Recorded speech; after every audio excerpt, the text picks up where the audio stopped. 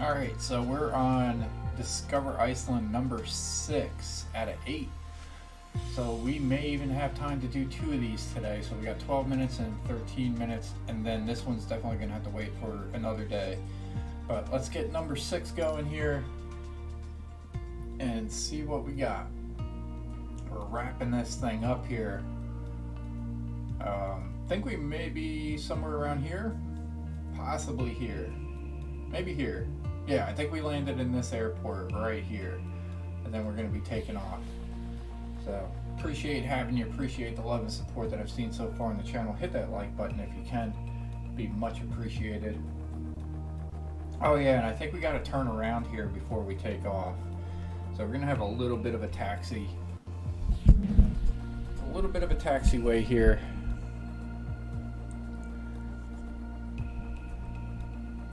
To give us enough clearance to take off.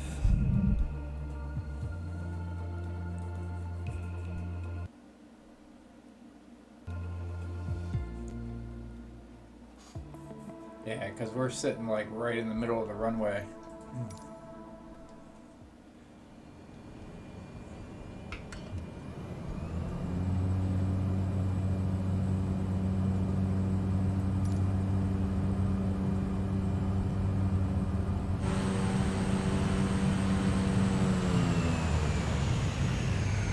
We're going to retract our flaps.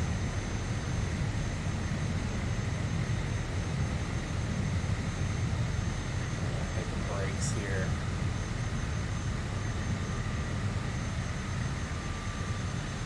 Alright. So we're going to turn around. I don't know how tight of a turn we can do. We're going to do our best here. Not crash the airplane.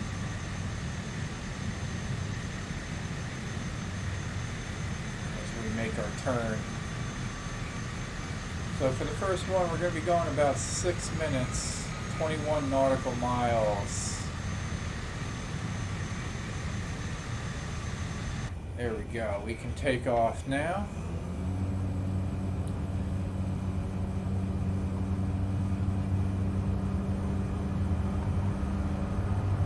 Enough runway. We're going to be heading to 320. So not too bad. We'll lift off right there at that hump.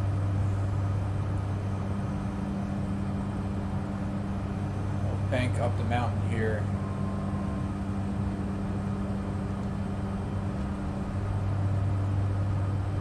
Get that timer started. I feel like the timer has been a little off.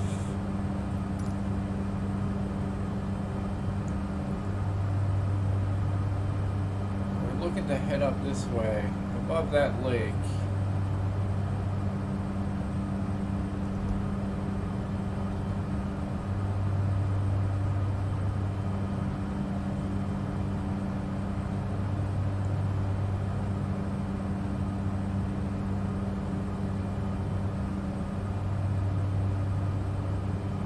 Definitely well out of the range here, but that's alright. We can get that. Looks like a lot of people are out this morning.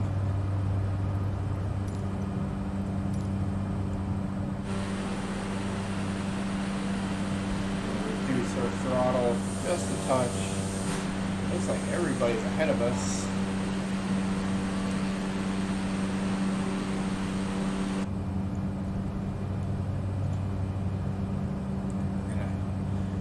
Turn a little more to get back on track here, because leaving the airport, we probably should have gone the other way, but that's alright. We got to get up and around this lake here to be on par with this, the BFR. But once again, guys, appreciate having you. It's been fun to navigate. Whoa. We got all types of turbulence going on.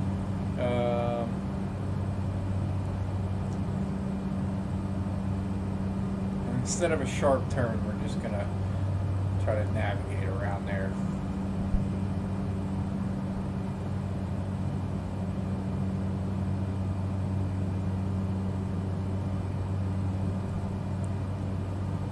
see if we can go to the bush trips.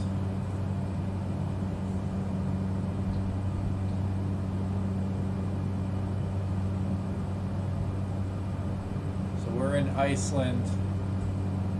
I think we just landed in there. We're going up this way. Borgeri is a small island in the West Fjords in the northwest of Iceland. It is the innermost and smallest island of Isafjarðardjúp, smaller than both Ethi and Vigga. Human settlement is limited, inter alia, by the lack of fresh water. The island is the property of the church in Vatnsfjörður, thus since there is no separation of church and state, it is public property. Nobody lives on the island, but in summer the owners sail over to it and collect eiderdown.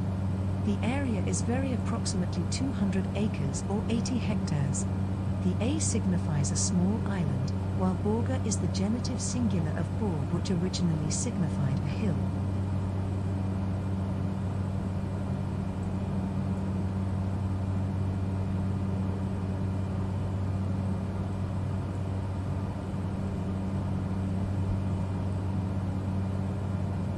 Alright, so we had a lot of items up here on the bush talk, so let's go ahead and navigate through some of these. Vigga is the second largest island of the Isafjarðardjúp fjord in West Fjords, Iceland. The island is around 2 kilometers in length and 400 meters in width. The island is most noted for its sheep farming, with only a single farm being located on Vigga. In the 17th century, the farm on Vigga was home to Magnus Jónsson, a wealthy man who collected and commissioned manuscripts. A windmill, built in circa 1840, is also located on the island.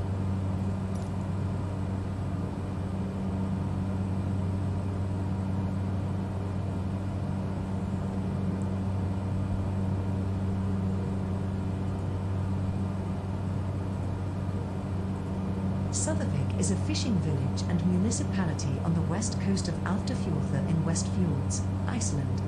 On January 16, 1995, an avalanche fell on the village early in the morning and destroyed several buildings, most of them residence houses. 14 people were killed and 12 were injured. Severe snow storms made the rescue work difficult and dangerous.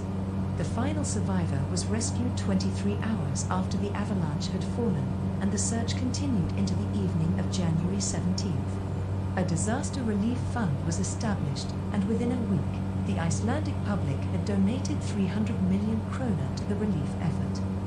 The same winter, 2 more avalanches fell from Tröðagil, destroying several houses. The areas hit had already been evacuated, so no more lives were lost. Avalanches fell from many other gullies and mountainsides during the avalanche cycle that winter. At a public meeting on January 23, 1995, it was decided that the village should be rebuilt at a safer location. The existing properties within the danger zone were sold to the Icelandic government, and construction work on the new village began on August 23rd. By winter of 1996, 51 new houses had been built, and 8 more had been moved from the old residential area. The industries in the area were relocated along with the residents, with the exception of the freezing plant, which continues to operate in a similar manner as it did prior to the avalanche. Many of the properties in the old town are now rented out to tourists in the summer months. The village's main industries now are fishing, fish processing and tourism. As well as the old town summer houses, there are several tourist industries operating in Suthervik, such as a sea angling company and a tour guide business. The town is also home to the Arctic Fox Center, a museum and research center devoted to the Arctic fox.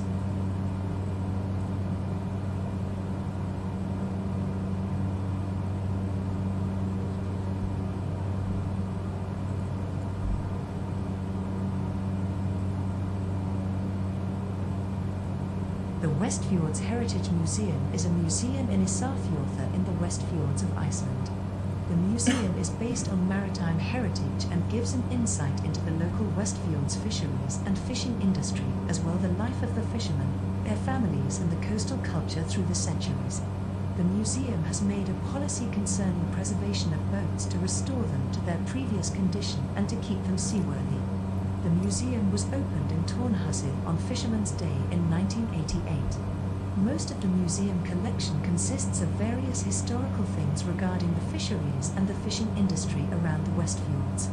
Among interesting things is a collection of 190 accordions, a collection of valuable old boats and different things found by divers in the seas around the fjords.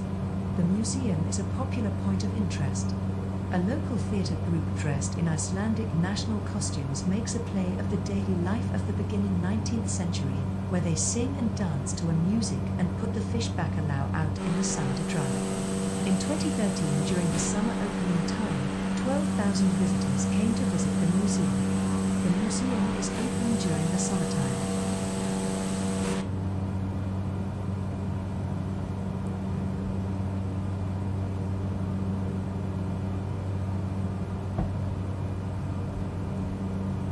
Alright, so what it looks like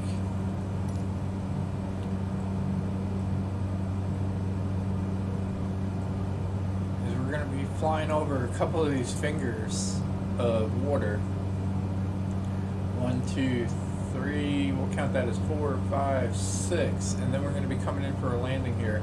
But we're basically passing the first thing right here, the first point of interest. Oh, there's an airport to the right, BIAE, and then the point of interest is just beyond this water here, which is the name of this town, Iceland.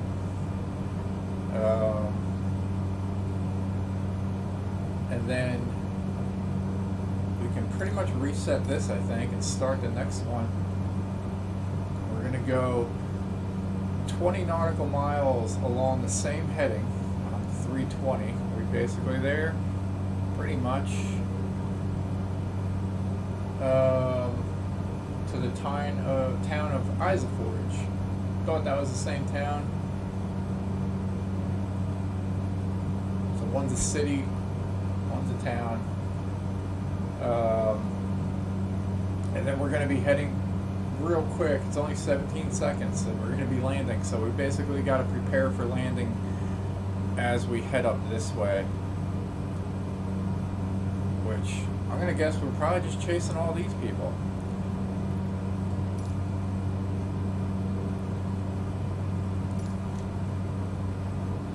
So just got to pass over a few of these bodies of water and we should be good to go.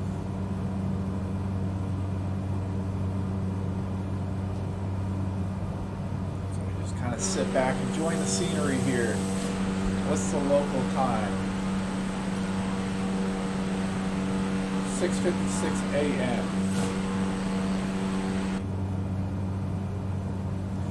And just out of curiosity, kind of curious about the temperature in Iceland. So we're going to be landing pretty much here. We went through pretty much all of those.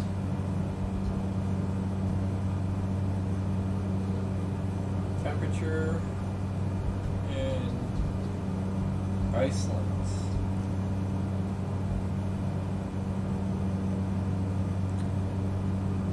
So it's currently 55 degrees.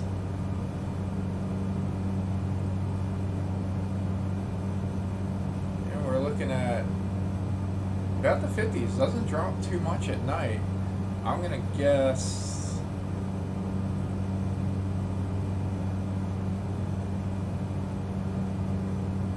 yeah, because there is 21 hours of sunlight in June.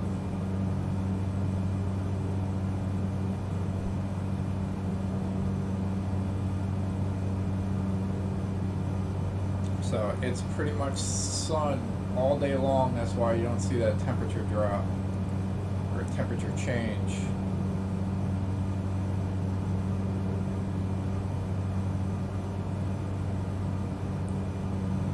So we're just cruising along here. So 57 degrees during the day today, already at 55 with a little bit of haze.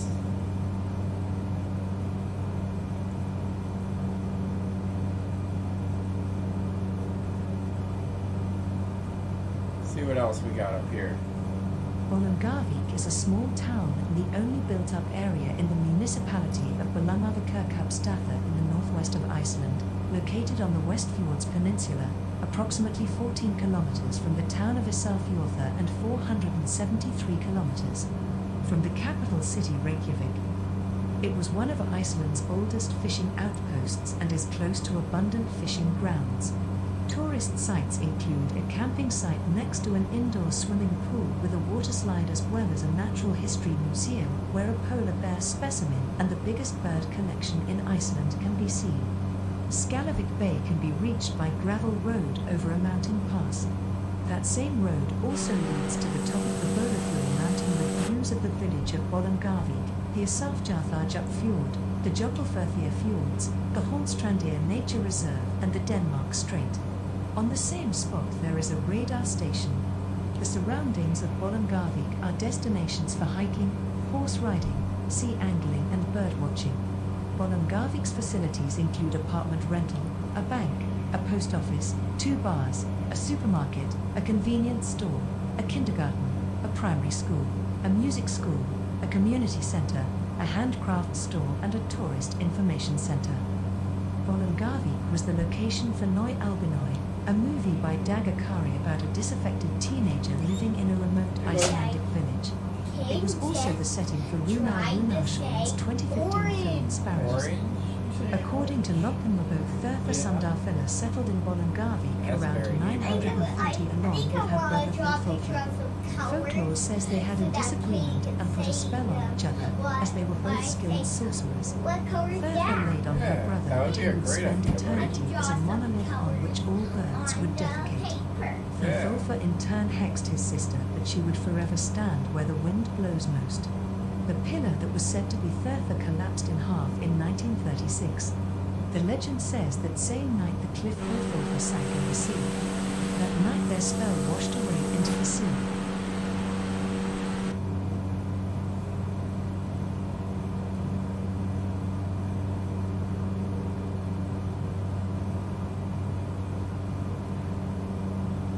So we're definitely going to try to get leg number 7 on Iceland done here today.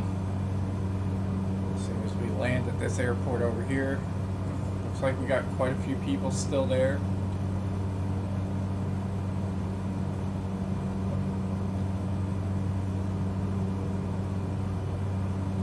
If it's a short runway, maybe we'll taxi and turn around at the end.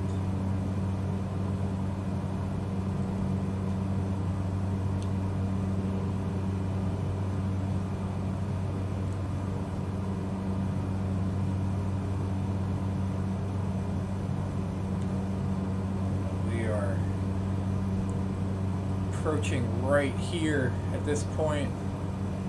We are going to stay to the right of that line on the VFR so that we can make our turn and land at this airport here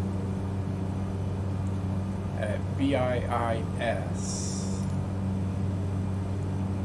and come in there at that angle, which is going to be, so if that's runway number 8,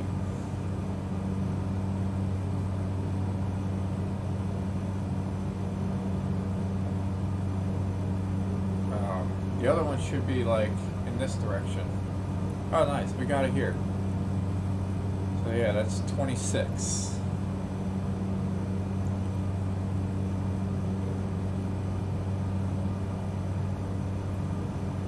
We're going to be making a landing over on runway number 26. But we are getting close here as we pass over that tip. So we're going to, one, introduce a little bit of flap, pitch the nose down. We can restart this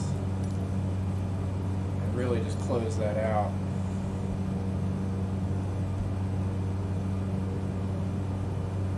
We're going to start our descent here.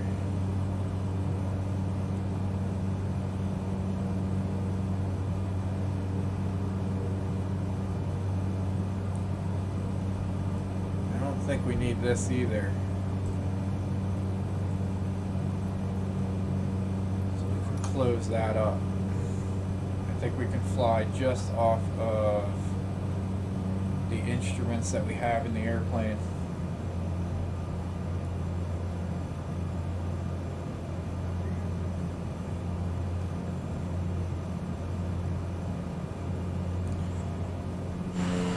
Yeah, so we got one flap at 15 degrees.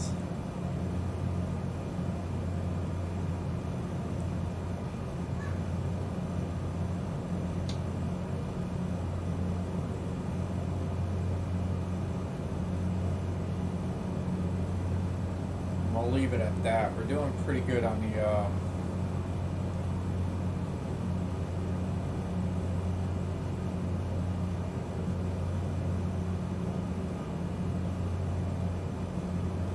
speed.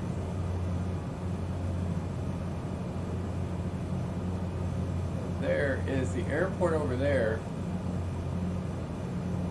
A little tricky with the mountain here, but I think we got it. We're just gonna have to kind of skirt around the side here. This is a beautiful runway though.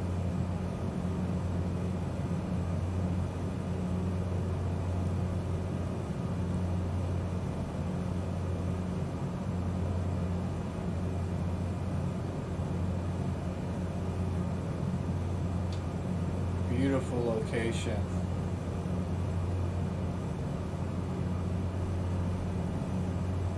We're gonna go double flat. At 30 degrees, we're full flat.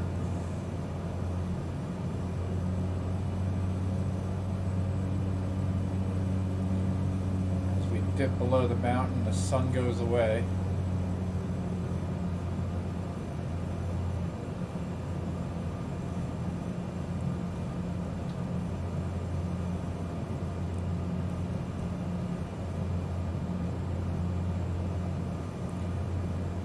Coming in for a landing over runway number 26.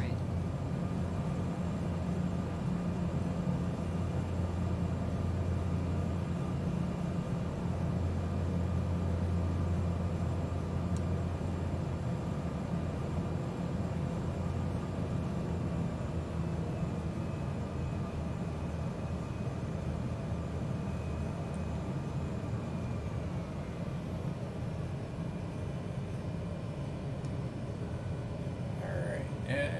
Pulling up.